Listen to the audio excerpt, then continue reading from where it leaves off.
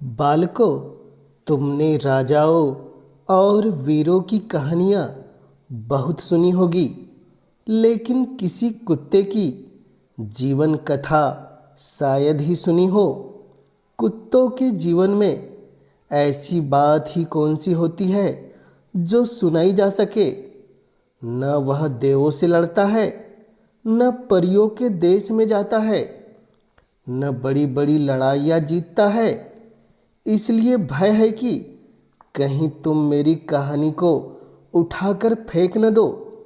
किंतु मैं तुम्हें विश्वास दिलाता हूँ कि मेरे जीवन में ऐसी कितनी ही बातें हुई है जो बड़े बड़े आदमियों के जीवन में भी नहीं हुई होगी। इसलिए मैं आज अपनी कथा सुनाने बैठा हूँ। जिस तरह तुम कुत्तों को दुत्कार दिया करते हो, उसी भांति मेरी इस कथा को ठुकरा न देना। इसमें तुम्हें कितनी ही बातें मिलेगी और अच्छी बातें जहाँ मिले तुरंत ले लेना चाहिए। जब मेरा जन्म हुआ तो मेरी आँखों और कान दोनों बंद थे। इसलिए नहीं कह सकता कि बाजे गाजे बजे, गाना बजाना हुआ या नहीं हुआ। मुझे तो कुछ सुनाई न दिया। हाँ, जिस बिछावन पर मैं लेटा था वह रुई की भांति नर्म था। सर्दी जरा भी नहीं लगती थी। मैं दिल में समझ रहा था किसी बड़े घर में मेरा जन्म हुआ है। लेकिन जब आंखें खुली तो मैंने देखा कि एक भांड की राख में अपनी माता की छाती से चिपटा हुआ पड़ा हूँ। हम 4 भाई थे, 3 लाल थे, मैं काला था। उस पर सबसे छोटा और सबसे कमज़ोर। माता भी हम लोगों के पास कम रहती थी। उन्हें खाने की टोह में इधर उधर दौड़ना पड़ता था। वह रात रात भर जागकर गांव की रक्षा करती थी। क्या मजाल कि कोई अनजान आदमी गांव में कदम रख सके। दूसरे गांव के कुत्तों को तो वह दूर से ही देखकर भगा देती थी। जब किसी खेत में कोई सांड घूमता तो उसे दूर तक भगा आती। मगर इतना सब कुछ करने पर भी कोई उन्हें खाने को कुछ न देता। बेचारी पेट की आग से जला करती थी। उस पर हम लोगों की चिंता उन्हें और मार डालती थी। इसलिए जब उन्हें भूख सताती तो कभी कभी वह चोरी से घरों में घुस जाती और खाने की जो चीज़ मिल जाती लेकर निकल भागती।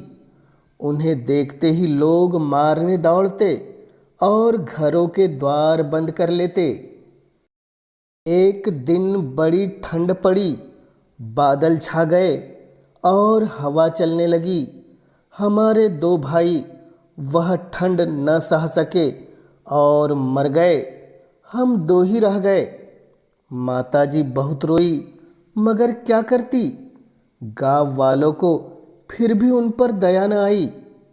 आदमी इतने मतलबी और बेदर्द होते हैं, यह मैंने पहली बार देखा था। एक दिन गांव में उत्सव था। एक बनिए के यहाँ ब्राह्मण भोज था। सैकड़ों आदमी जमा थे। पूरियां बन रही थी। माताजी बार बार उधर जाती, पर दुत्कार पाकर भाग आती थी। किसी को इतनी दया न आती थी कि एक टुकड़ा उनकी ओर फेंक दे। एक टुकड़ा दे देने से कुछ कमी न पड़ जाता, पर यह कौन समझाए।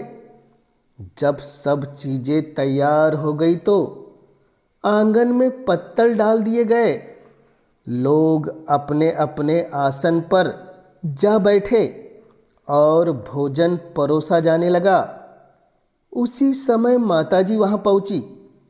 हम दोनों भाई भी उनके साथ थे। द्वार पर ही एक आदमी ने दुत्कार कर माताजी को भगाना चाहा। माताजी पूंछ हिलाने लगी और वहीं बैठ गई। वह आदमी जब किसी काम से भीतर चला गया तो माताजी ने दबे पांव दलान में जा पहुंची। उन्हें देखकर चारों तरफ से धत धत का ऐसा कोलाहल मचा कि माताजी घबरा गई। 2-3 आदमी डंडे लेकर दौड़े। माताजी को अगर दालान से निकल जाने का रास्ता मिलता तो वह उधर से बाहर निकल जाती, लेकिन उधर लोग डंडे लिए खड़े थे। इसलिए माताजी बैठे हुए आदमियों के बीच से होकर मोरी के रास्ते बाहर निकल आई। मगर तमाशा तो देखिए कि माताजी के बाहर निकलते ही भोजन करने वाले भी उठ खड़े हुए। जानते हो क्यों? माताजी के उधर से निकल जाने के कारण भोजन भ्रष्ट हो गया। विचार होने लगा कि क्या किया जाए। बेचारा बनिया फूट फूट कर रोने लगा। कुछ लोग कहते थे, इसमें दोष ही क्या है? कुतिया ने पत्तलों में मुंह तो डाला नहीं, छूने से क्या होता है? किंतु जो बहुत कुलीन थे वे कुतिया का बीच से निकल जाना ही भोजन को भ्रष्ट करने के लिए काफ़ी समझते थे। आखिर इन्हीं कुलीनों की जीत हुई और सारा भोजन अछूतों में बांट दिया गया। उस दिन माताजी ने खूब पेट भर खाया। ऐसा सुख उन्हें जीवन में कभी नहीं मिला था। लेकिन माताजी के भाग्य में सुख लिखा ही नहीं था। भोजन करके जरा लेटी ही थी कि बनिया डंडा लिए आ पहुंचा और लगा पीटने। माताजी को भागने का अवसर न मिला। जोर जोर से चिल्लाने लगी। उनका विलाप सुनकर पत्थर भी पसीज जाता, पर उस निर्दयी को जरा भी दया न आई। मैं उनमें कुढ़ रहा था। अपना कुछ वश न होता तो बनिए राम को इस बेदर्दी से मजा चखा देता, लेकिन जरा सा बच्चा क्या करता। यह विलाप सुनकर कुछ लोग जमा हो गए और समझाने लगे, जाने दो भाई, भूख में आदमियों की बुद्धि तो भ्रष्ट हो जाती है। यह तो पशु है, इसे क्या मालूम किसका फायदा हो रहा है, किसका नुकसान। जब तो जो हो गया सो हो गया, इसे मारकर क्या पाओगे। बनिए के चित्त में यह बात बैठ गई और माताजी की जान छूटी। उसी दिन एक बटोही शाम को आकर गांव में ठहरा। उसने एक पेड़ के नीचे उपले जलाए और हांडी में दाल चढ़ाकर आटा गूंथने लगा। आटा गूंथ चुकने पर उसने हांडी उतार दी और सामने के कुएं पर पानी लेने चला गया। गूंथा हुआ आटा पत्तल पर रखा हुआ था। इतने में माताजी घूमती हुई वहां पहुंच गई और शायद यह समझकर कि मुसाफिर ने इतना जूठन छोड़ दिया, उन्होंने आटा उठा लिया और चंपत हो गई। मुसाफिर ने कुएं पर से धत धत करना शुरू किया, लेकिन माताजी ने फिर भी नहीं देखा। बेचारा माथे पर हाथ रखकर रोने लगा। आज 3 दिनों का भूखा थका मांदा, उस पर भगवान की यह लीला। 2-3 आदमियों ने समझाया, भाई तुम्हारा तो 4-6 आने का नुकसान हुआ, कल तो इसने हजारों पर पानी फेर दिया। मुसाफिर ने कहा, मैं क्या जानता था कि यह चांडालिन घात में बैठी हुई है। बूढ़े चौधरी बोले, जान पड़ता है आज का तुम्हारा भोजन उसी के भाग्य में था। मसल यह है, शाह की मुहर आने जाने पर खुदा की मोहर दाने दाने पर फिर से बना लो। जब हम दोनों भाई जरा बड़े हुए तो लड़कों ने हमें खेलना शुरू किया। मैं बहुत खूबसूरत था। मुझे एक पंडित जी का लड़का पकड़ लाया।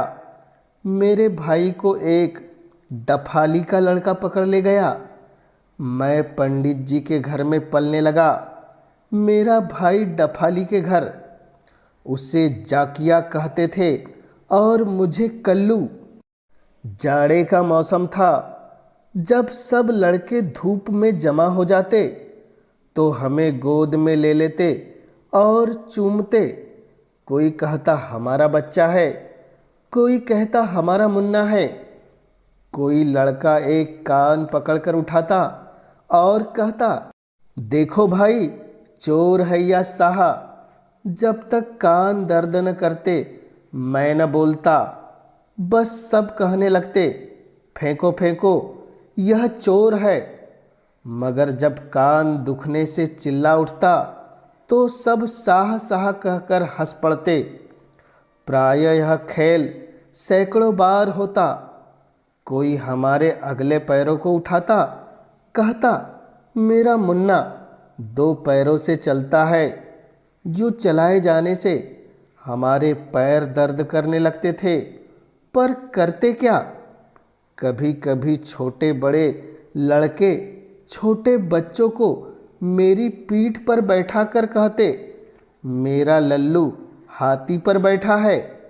भला मैं उन लड़कों का बोझ क्या उठाता। जब चिल्लाने लगता तो जान बचती।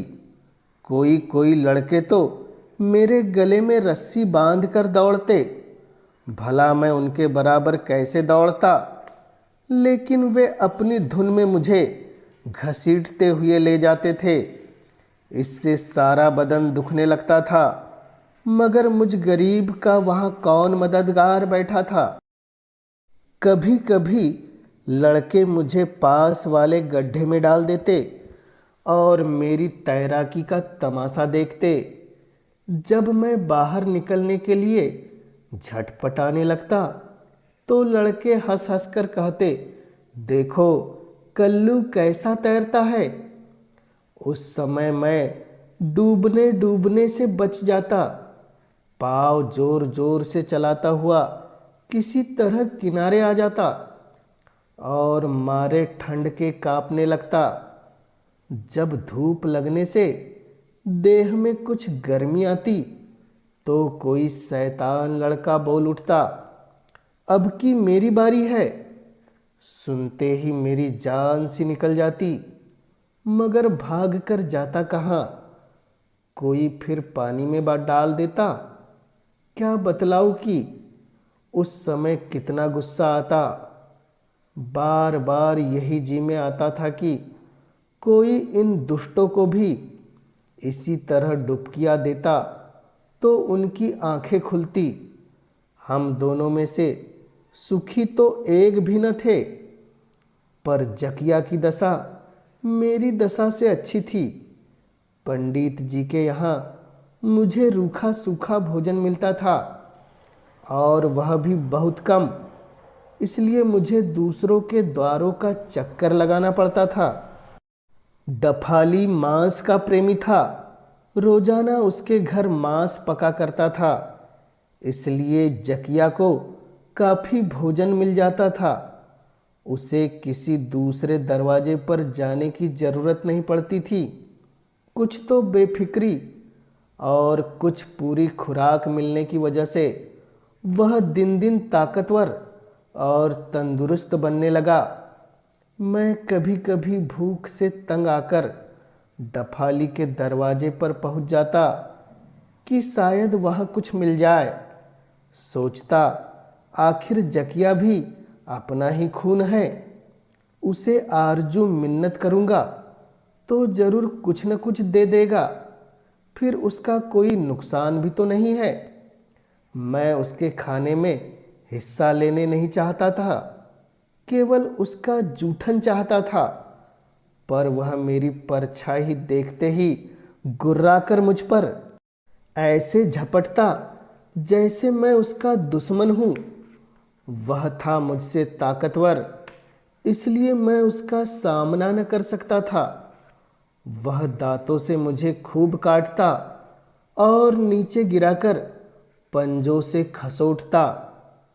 जब मैं जोर से चिल्लाने लगता और पूंछ सिकोड़ लेता, तब कहीं जान बचती थी। उठकर ज्यों ही भागना चाहता कि डपाली कह उठता, पंडित का भग्गू कुत्ता, वह भागा, वह भागा। इस पर मुझे बहुत ग्लानि होती थी। मैं फिर जाकर जकिया से उलझ पड़ता और इतनी मुस्तैदी देखकर देखने वाले कहते, वाह कल्लू, वाह शाबाश। इससे तबीयत और भड़क जाती थी और भी जोर लगाता, लेकिन आखिर मुझे भागना ही पड़ता था। जब सब तालियां बजाकर मुझ पर हंसने लगते, जोश ठंडा होने पर देखता तो लहूलुहान हो गया हूँ। महीनों में जाकर घाव अच्छे होते थे। घाव अच्छा होने पर यही जी चाहता कि चलकर जकिया को पछाड़ूं और पंडित जी की बदनामी मिटाऊं, मगर अपनी हालत देखकर रह जाता। एक दिन मैं जान पर खेलकर जकिया से उलझ पड़ा। वह भी पूरे जोश के साथ मुझसे लड़ने लगा। संयोग से पंडित जी वहां पहुंच गए। उनके पहुंचते ही और लोगों ने कहा, कल्लू भग्गू कुत्ता है, कभी भी जकिया का सामना नहीं कर सकता। इस पर मैंने देखा कि पंडित जी का चेहरा फीका पड़ गया है। तब तो मैंने निश्चय कर लिया कि आज चाहे जान रहे या जाए, मगर जकिया को जरूर पछाड़ूंगा। कुछ ऐसे जीवट से लड़ा और ऐसे दाव पेच खेला कि जकिया को छठी का दूध याद आ गया। देखने वाले कहने लगे कि भाई, आज तो कल्लू ने कमाल कर दिया। ठीक है, मालिक को देखकर सबकी छाती बढ़ती है। जकिया डफाली को देख देख कर ही इसे रोज पछाड़ता था। आज पंडित जी को देखकर कल्लू ने नीचा दिखाया। मैंने देखा पंडित जी का चेहरा उस समय खिल उठा था, मानो मैंने उनकी लज्जा रख ली। अब उन्होंने मेरी खुराक कुछ बढ़ा दी। उधर जकिया पर डपाली और भी तवज्जो करने लगा। एक दिन की बात है कि माताजी डफाली के दरवाजे पर पहुंच गई। उस समय जकिया वहां मौजूद न था। डफाली ने माताजी की दीन दशा देखकर एक टुकड़ा फेंक दिया। ज्यों ही माताजी टुकड़ा उठाने को आगे बढ़ी कि जकिया पहुंच गया और माताजी पर टूट ही पड़ा। संयोग से वहीं पर मैं भी पहुंच गया। फिर क्या था, जकिया से जान बचाकर माताजी मुझसे भिड़ गई। मैं तो उन पर वार करना नहीं चाहता था, लेकिन वे पूरी ताकत से मुझ पर वार करने लगी। उस समय मुझे बड़ी हंसी आती थी। पेड़ भी क्या चीज़ है, इसके लिए लोग अपने परायों को भूल जाते हैं। नहीं तो अपनी सगी माता और अपना सगा भाई क्यों दुश्मन हो जाते। यह तो हम जानवरों की बातें हैं, मनुष्यों की ईश्वर ही जाने।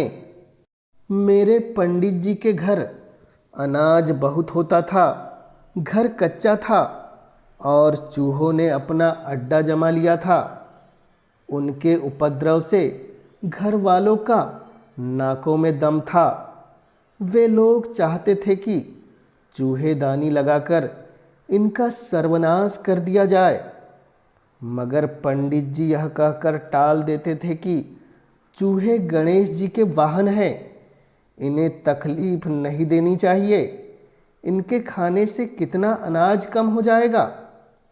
उनका विश्वास था कि चूहे जितना गल्ला नुकसान करते हैं, उसका चौगुना श्री गणेश जी की दया से उपज में बढ़ जाता है।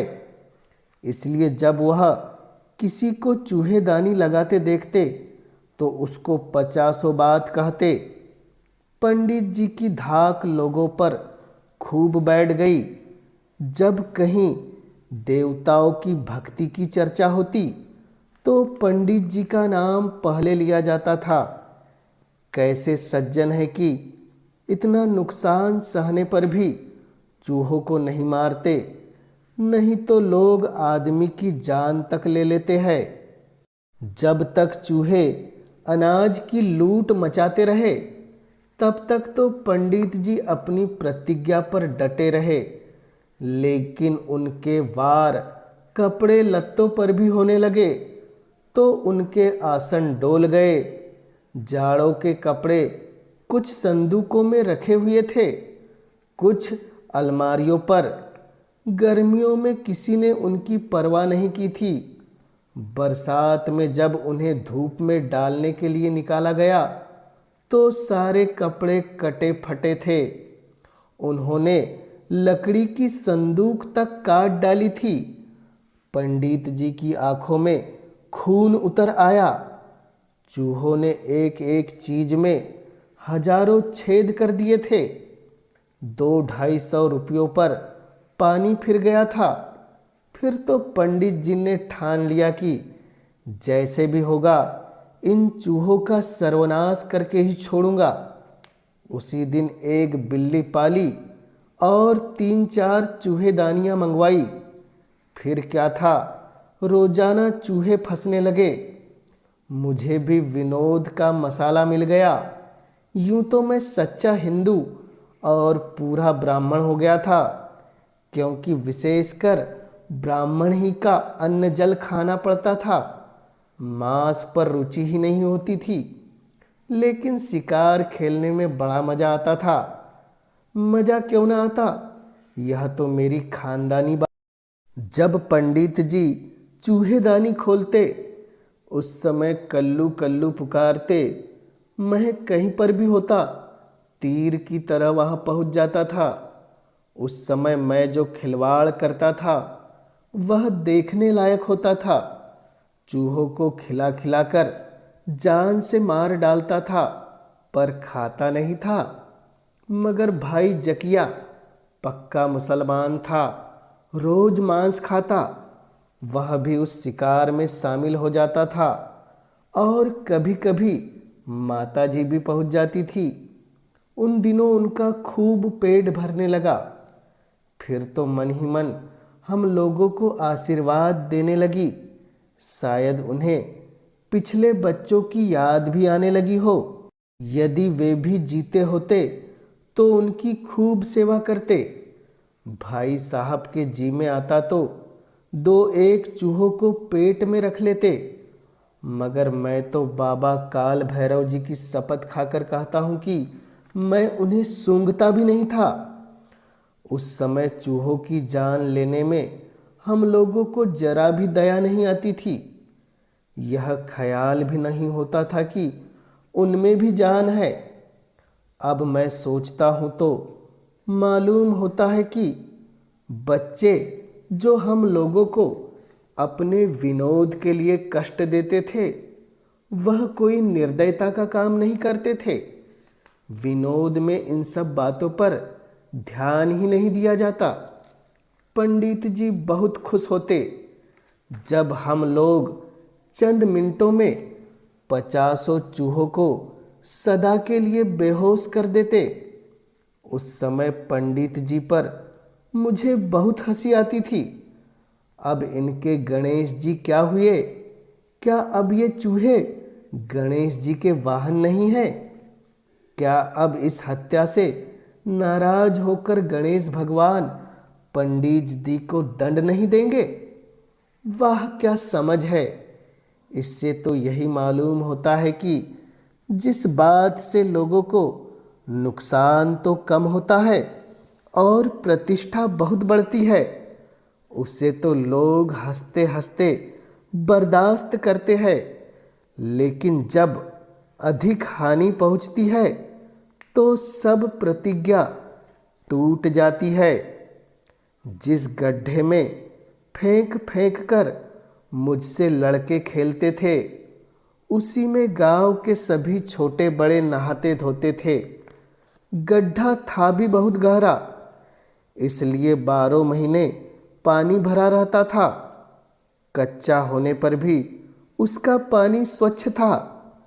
पंडित जी की स्त्री अपने छोटे बच्चों को रोजाना सावधान करती थी कि खबरदार, उस गड्ढे की ओर कभी न जाना, नहीं तो डूब जाओगे।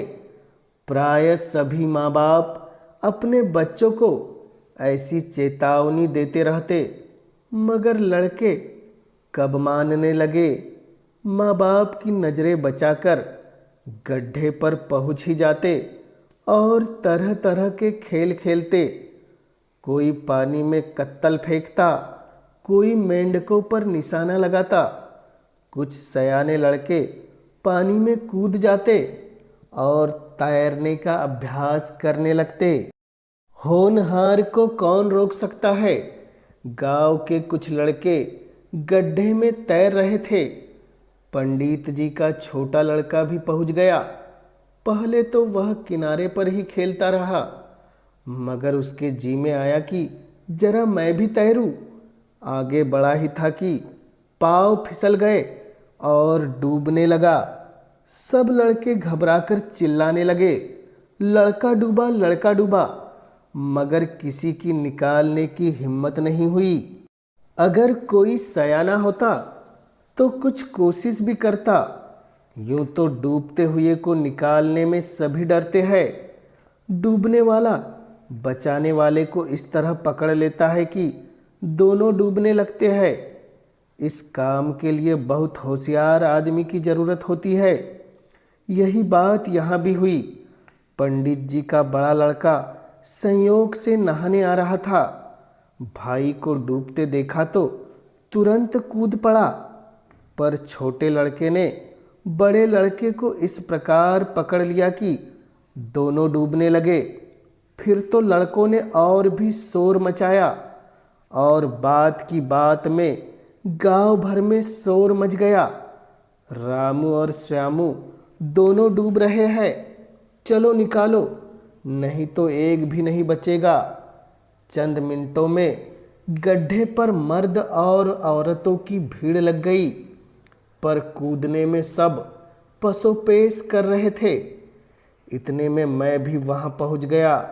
सारी बातें चट से समझ में आ गई। तुरंत पानी में तीर की तरह घुसा। उस समय प्रायः दोनों लड़के डूब चुके थे। सिर्फ जरा जरा बाल दिखाई पड़ रहे थे। मैंने दांतों से उनके बाल पकड़ लिए और पलक मारते किनारों पर खींच लाया। लोग मेरा यह साहस देखकर दंग रह गए।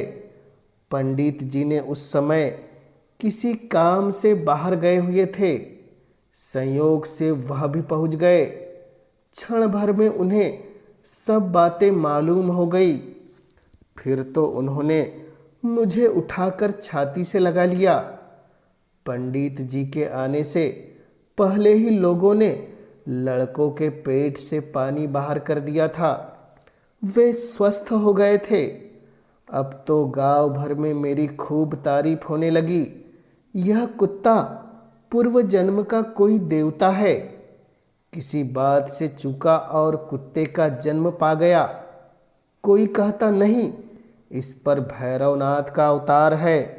देवताओं की इच्छा ही तो है, जिस पर रीझ जाए। उस दिन से पंडित जी मुझे अपनी जान से अधिक प्यार करने लगे। अब मुझे पेट के लिए किसी दूसरे के दरवाजे पर नहीं जाना पड़ता था। उस समय जकिया भी वहाँ मौजूद था। उसकी मूर्खता तो देखिए। जिस समय लड़कों को निकालकर मैं बाहर आ रहा था, वह बड़े कर्कश स्वर में हाव हाव चिल्ला रहा था। इस पर कुछ लोगों ने उसे ढेले मारकर भगा दिया। ठीक ही था, कहाँ तो घबराए हुए लोग लड़कों की जान बचाने की कोशिश कर रहे थे, कहाँ वह व्यर्थ चिल्ला रहा था। डफाली उसकी हरकत देखकर चिढ़ गया। चिढ़ता क्यों न, उसकी तो यह उम्मीद थी कि मेरा कुत्ता कभी नाम करेगा। उसे खिलाने पिलाने में कोई कसर नहीं रखती था, मगर वहाँ पर सबके मुंह से जकिया के लिए दूर दूर निकल रहा था। उसी दिन से न जाने क्यों वह मुझसे विशेष प्रेम करने लगा। जहाँ देखता उठा लेता और घंटों तक मेरी गर्दन सहलाता। इस पर उसे मैं धन्यवाद देना चाहता, पर सिवा पूंछ हिलाने के और क्या कर सकता था। अब उसकी आंख जकिया की ओर से धीरे धीरे फिरने लगी थी। मैं अपने भाई से बैर नहीं करना चाहता था, लेकिन जकिया मेरी जान का दुश्मन हो गया। जहाँ देखता मुझसे भिड़ जाता। मजबूत था ही, मुझे हार माननी पड़ती। अब पंडित जी जो कुछ लाते उसमें अपने लड़कों की तरह मेरा भी हिस्सा लगाते। मैं भी हर वक्त पंडित जी के साथ ही रहता। वह किसी काम से बाहर जाते तो मुझे बहुत दुख होता। जब वह लौट कर आ जाते तो पूंछ हिला हिला कर नाचने लगता। इससे शायद वह भी खिल उठते, क्योंकि उनके चेहरे पर प्रसन्नता की एक गहरी झलक दिखाई पड़ती थी। एक दिन पंडित जी के घर मटर के खेत में एक गडेरिए की भेड़ें पड़ गई। पंडित जी ने देखा तो उसे डांट दिया। कई दिनों के बाद गडेरिए ने फिर वही शरारत की। अब की पंडित जी ने डांट फटकार के बाद 2-3 थप्पड़ भी जमा दिए। मैंने समझा कि गडेरिया अब ऐसी भूल नहीं करेगा, मगर 2-3 दिन के बाद उसने फिर अपनी भेड़ें पंडित जी के खेत में डाल दी। उस दिन पंडित जी को बहुत गुस्सा आया। उन्होंने उसे जमीन पर पटक कर लातों और घूंसों से खूब मारा। मैंने भी गुस्से में आकर उसे खूब काटा, नोचा। अब गडेरिए ने निश्चय किया कि जैसे भी होगा मुझे जान से मार डालेगा, चाहे उसकी जान रहे या जाए। एक दिन उस कमबख्त ने जान पर खेलकर वार कर ही तो दिया। बात यह थी कि पंडित जी मंदिर में पूजा कर रहे थे और मैं नीचे बैठा झपकी ले रहा था। पंडित जी आंख मूंदकर श्री शिव जी का ध्यान कर रहे थे। पूरी ताकत के साथ एक लाठी जमा ही तो दी। लाठी ऐसी घात से लगी कि मेरे मुंह से एक चीख निकल गई। फिर मुझे कोई खबर न थी कि मैं कहाँ हूँ। जब होश आया तो अपने आप को जानवरों के अस्पताल में पाया। मेरी माताजी की दशा दिन ब दिन खराब होती जाती थी। भूख, चिंता, मार, इन सब कारणों ने मिलकर उन्हें पागल बना दिया। एक खंडहर में अकेली पड़ी रहती। मैं एक बार उन्हें देखने गया था। मुझ पर इतनी तेजी से झपटी कि मैं भाग न जाऊं तो मुझे जरूर काट खाएं। उधर से लोगों ने आना बंद कर लिया। संयोग की बात गटरिए ने उसे दिन सजा भुगत कर निकलना था। एकाएक उसी दिन रास्ते में माताजी मिल गई और उसके बहुत बचाने पर भी काट खाया। उनके दांतों में इतना विष तो था कि 2-3 दिनों में गडरिया मर गया। किसी की मृत्यु पर खुश होना चाहे, वह अपना कट्टर शत्रु ही क्यों न हो, बुरी बात है। मगर मैं उछलने लगा। गडरिए के मरने से मुझे बहुत खुशी हुई। अब मेरा कोई बैरी नहीं था। मगर इसी खुशी ने मुझे जितना हंसाया, उतना ही इस खबर ने रुलाया कि उसके 2-3 दिन बाद पुलिस ने माताजी को गोली मार दी। मैं कई दिन तक दुखी रहा। भला इस संसार में ऐसा कौन होगा जिसे माता के मरने पर मार्मिक शोक न हो। अब जकिया के सिवा कोई मेरा सगा न रह गया था। उस समय कभी कभी मैं सोचता, देखे हम दोनों का अंत कैसे होता है। यद्यपि उस समय मैं खाने पीने में सुखी था और जकिया दुखी, मगर संतोष इतना ही था कि कहने को भाई तो है, कभी उसके भी दिन फिरेंगे। पहले उसने सुख भोगे, मैंने दुख झेला, अब मैं सुख भोग रहा हूँ और वह दुख। किसी के दिन बराबर नहीं होते। जब जकिया पंडित जी के दरवाजे पर आता तो मैं भी कभी चिढ़ता न था। वह तो डरता था कि कहीं यह बदला न ले, मगर मैं वहाँ से टल जाता कि वह निश्चिंत होकर खा ले।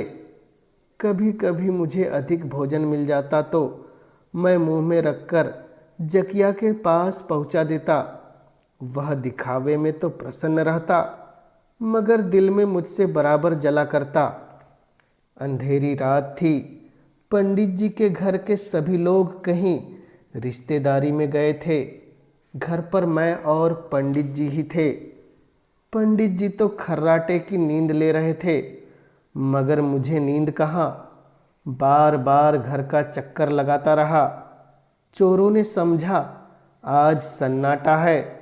घर के नौकर को मिलाकर सारा भेद ले लिया था।